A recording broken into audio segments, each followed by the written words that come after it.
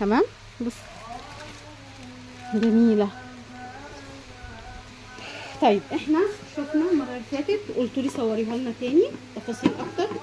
دي اهي مجفف الخضار، مش بس كمان يا جماعه مجفف خضار، لا ده انت بتحطي الخضار فيها وقوه الدفع بتاعتها بتخلي عندها امكانيه ان الخضار يتغسل كويس. يعني هتحطي الخضار مع شويه خل وتلفي جامد قوي قوي قوي قوي قوي كده، شايفين ما شاء الله ولا قوه الا بالله، مش محتاجه اي مجهود.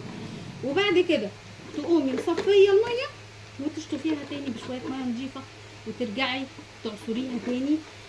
هتفضي لك الميه خالص. ممكن بعد كده تخزني فيها الخضار في الثلاجه عادي جدا على فكره. ومعانا بقى النينجا اللي الكل اتوهم عليها. عارفين ليه اتوهمتوا عليها؟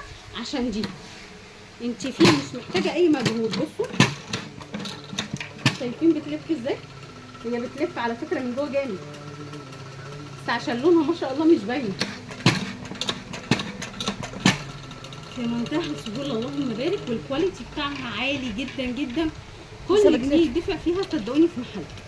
انت ما شاء الله ممكن تستخدميها وبعدين تديها لبنتك وبنتك تديها لبنتها وهكذا، تبقى من المورثات.